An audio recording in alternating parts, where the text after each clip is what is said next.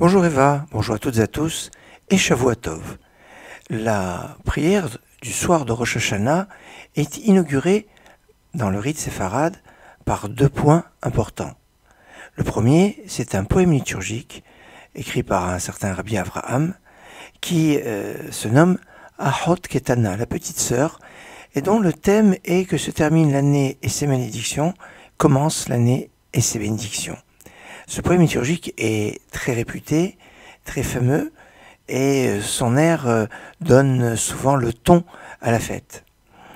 À part ce poème liturgique, il y a le psaume, comme on le retrouve pratiquement pour chaque fête, le psaume de la fête. En l'occurrence, pour Rosh Hashanah, c'est le psaume 81, un psaume qui nous donne la teneur du jour. Tikou Bachodesh Shofar, vous avez sonné du shofar, voilà. Bakeseleom Hagenu, c'est un jour de fête. Et Kirok le Israël Hu Mishpat le Yaakov, il y a une notion de jugement ce jour-là, c'est là la source du jugement, le jour de Rosh Hashanah.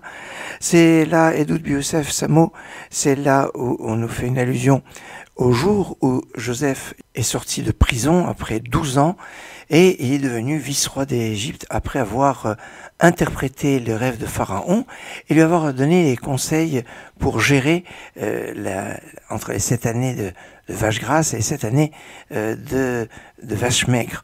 Tout ça, ça s'est passé le jour de Rosh Hashanah. Et puis, le jour de Rosh Hashanah, à Siroti Misevel Shirmo, c'est le jour où les Égyptiens ont cessé de donner des travaux forcés aux Hébreux.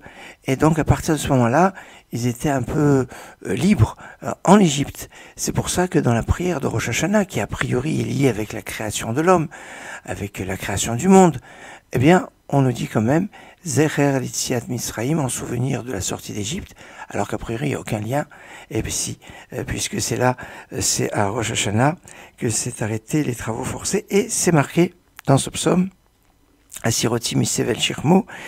Et ce psaume est très important, et ça nous fait penser au Shabbat, où il y a aussi un poème liturgique très connu, très réputé, qui est l'Echadodi Likrat Kala, le poème liturgique de Rabbi Shlomo Alkabetz, qui, dans toutes les communautés, pour aller à la rencontre de la reine Shabbat, et le psaume spécifique au Shabbat, Mizmor Shir le Yom HaShabbat, le psaume 92.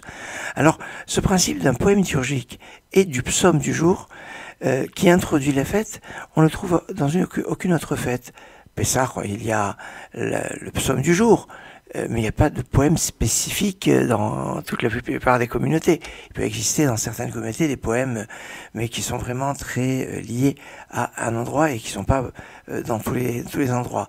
Que ce soit la fête de Shavuot ou la fête de Sukkot, eh bien, ce ne sont pas introduits avec des poèmes liturgiques, avec des psaumes spécifiques, oui, mais pas un poème liturgique qui lui est particulier. Et ainsi, Shabbat et Rosh Hashanah ont donc cette similitude de poèmes liturgiques et de psaumes spécifiques.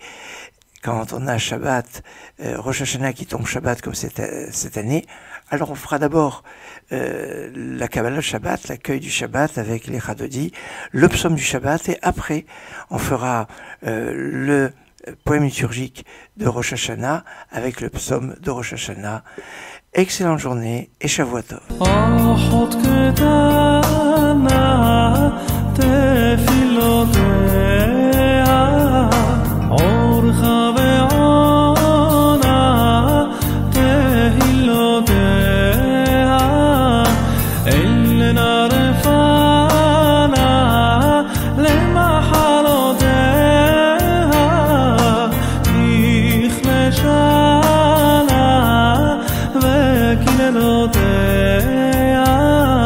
בנו עממילים לך תקרא ושיר והיל